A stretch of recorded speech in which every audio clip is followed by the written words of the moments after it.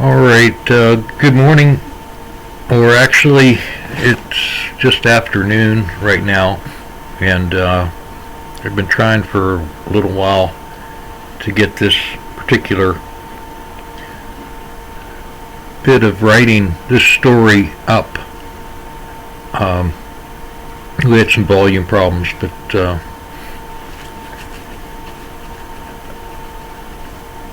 as I said, I'm not very adept at most of this, but welcome to sPlainJane Reality, the latest segment, which is this morning, from, I wrote this little story about 6 a.m., and I thought I'd share it because, not that it's a particularly auspicious time, but it's a long story. I think it's some recollections of two men I've known around the D.C. area. One's a Christian guy from the Eastern Orthodox Catholic Church, and he grew up in Nazareth, in the northern end of Israel. And the other guy is a guy who left Poland in the 1930s and moved to Israel and was an observer through the development of Israel. So this is kind of a non-political story, though, so relax. And just, it's my personal recollection of two individuals I've known, coincidentally, in the Northern Virginia suburbs outside of D.C. All right, I'm sorry. I don't want to make this long, but I don't want to leave everything out, and it's just the bare bones story. So, oh my goodness. Okay, so, this is directed toward everybody, Jewish, Arabic, and Christian peoples. A true story of simple facts. Jews and Arabs and Christians. Making my case. 6 a.m. Thursday, February 22nd, 2024. Be ye hot or be ye cold, but if you be lukewarm, the good Lord will spit you out of his mouth. I have a friend I have known for something like 50 years, Peter Tedbree, a world-class artist who's done a number of very large-scale ceramic tile graphics for some notable artists in the D.C. area. And he does excellent and beautiful work. But anyhow, we were both young men in the late 1970s. I think we met when we were both footloose and fancy-free. I had separated from my first wife, and he was not yet married. We both were trying to find our legs and figure out what kind of work we were able to do to gain a livelihood. I'd had a gas station 24 hours a day, 7 days a week in Fairfax, Virginia for 7 years, and he had moved to the United States from Israel, from Nazareth, after the death of his father at an early age. I'm not quite sure how we met, call it kismet, but we became buddies, although I was ostensibly Jewish, after I had converted to Judaism to marry my first wife, and Peter was and is a Christian, Eastern Orthodox, from Nazareth. Israel used to have, every kind of faith under the sun there, and everybody got along, historically, more or less. Perhaps something in our immigrant backgrounds drew us together. My grandfather had come to America from Calabria, Italy, and some folks in my family and friend circle still spoke Italian, having never really learned to speak English. They discouraged us from speaking Italian. I did not know Italian, but I was very literate in English. Peter spoke Arabic, some French, Hebrew, and was learning English. His background was part Greek, but he had grown up in Nazareth, the same town as Jesus, a fact which was of some interest to me. I was at the beginning of becoming a tile contractor, and Peter was also had a construction background since his father and uncles had worked in construction in Israel. All of these things were slowly revealed as we became friends. I had some connections in D.C. and a client who wanted to stucco the exterior of her addition. At that time I did not know much about concrete and cement, but Peter did, so both of us needing money, we agreed somehow on doing the job together. But that is another story, which includes my younger sister JoJo and a 1961 Willys Jeep which lost its brakes one day, fully loaded with sand, cement, and a ton of stuff for the stucco job as we were heading into the job in D.C. We were very lucky that day to not hurt anyone and not to be killed ourselves. And Peter came up with the idea to crimp the brake line to the one rear wheel brake cylinder of the Jeep, which had broken, so we could continue on to the stucco job. Lots of water under the bridge, as they used to say, but those were our salad days. Somehow Peter and I also both knew a man named Haviv Scheiber, who was a Jew who escaped the Holocaust in Poland by immigrating to Israel in the 1930s.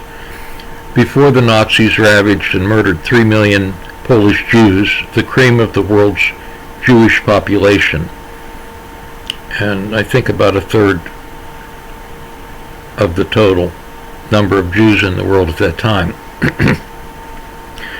Haviv reminded me of some of my circle of Jewish student friends in Pittsburgh, Pennsylvania, where I was from and had spent a lot of time with, as I struggled to go to school and learn about life. But that is another story. Haviv spoke Polish, Hebrew, French, Arabic, and some English eventually as he left Israel to immigrate to the United States. He told me he had become upset with the Israeli government and its treatment of the local Palestinian population. He had worked to help create the State of Israel before 1947, from the 1930s to the 1960s. I do not know all those details. I also did not know a lot about the situation in Israel, but my sympathies were mostly with Israel since my marriage and my conversion to Judaism from having no religion whatsoever. So it was kind of a conversion.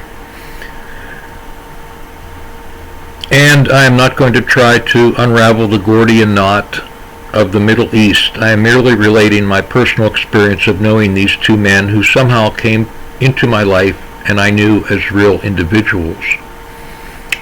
And I'm leaving a lot of the story out, for how can one condense years of living into a couple of pages of memories? I do need to explain a bit more about Haviv. He ended up doing some construction work for a contractor I was also working for briefly after I gave up my gas station business. As we passed the National Press Building in Washington, D.C., on the way to jobs, he would ask me to stop, and I helped him a few times slip his political leaflets under the doors of the various press agencies. This is how things were done. This was before the internet, probably early 1980s, and paper and the printed word were the way people communicated. I had no real idea what Haviv was trying to do, but I gathered that he was advocating and lobbying for a Holy Land State. A Holy Land State. the city of Jerusalem to be totally open to all three major religions, without restrictions of any kind. To say this was idealistic, even quixotic, at the time, is a huge understatement. Sentiment in the U.S. was heavily pro-Israel and anti-Muslim, and this was even before the critical events of the 9/11 attack on the World Trade Center in New York City.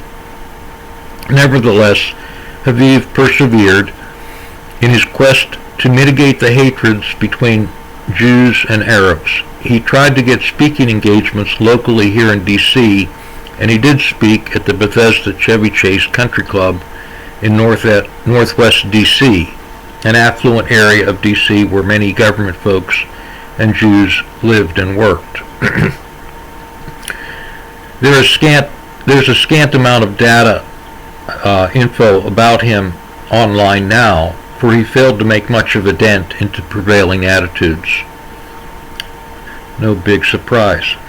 But because I knew him personally as a real person, I am reporting my experience of him as a human, without delving very deeply into all the details of proper history and right and wrong. We once were returning home from D.C. one afternoon on Wilson Boulevard in Arlington, and we passed a two-story building where there with a Nazi flag hanging over the doorway outside. Since my father had fought the Nazis in World War II in Italy and Europe, and I detested people that embraced a belief that one group of humans was superior to another, even to the insane extent of trying to kill all of those who they regarded as inferior, I expressed outrage that this headquarters of Nazi sentiment should be allowed there, and that they were somehow permitted to fly their hated symbol of their horrible atrocities. However, Haviv was nonplussed, probably a veteran of many disputes, and mentioned that it was good for the Jews to have the Nazi flag and headquarters there, as it probably raised a lot of money for them. So there was a little bit of a cynical side to him. My own understanding of all the issues in history, not to mention his lifetime of struggle to survive as a human, a man and a Jew, was on a kindergarten level compared with his. Not that I was totally ignorant of every issue, but my sense of the struggles of world history was mostly molded by the films of American movies of the Hollywood Golden Era. And that did not necessarily allow for a very nuanced appreciation of all the religious, political, and geopolitical dynamics of world history. Okay, fast forward to the present day, February 2024. Haviv is long gone and not remembered. Peter and I are still good friends and talk and visit with one another, and even do an occasional job together, towel work that is. Somehow our chance friendship, forged over many decades, has survived. Mostly we do not talk about politics, but Peter knows pretty intimately about the travail that has gone on in Israel over the last several decades. But Peter, too, is a real human of great decency who, like many of us, has tried to make his way in the world as it is, and not as he imagines it could be. Unlike Haviv, who tried to imagine a world that did not exist, but he hoped could be, if he could only make his case through his words and the force of his personality. A couple of days ago, Peter called to say his wife was going to Israel to be with her mom in Nazareth because her brother is dying of a terminal cancer illness, and she felt she needed and wanted to be there at this time. Fortunately, Nazareth is in the very north of Israel, less than an hour from Lebanon, and so not exactly or directly in harm's way. So I hope she is well. I know Peter's wife, Rhonda, but that is not how it is spelled. the way it is pronounced is with rolling R's and deep in the throat, as many Arabic people speak, and I cannot do that.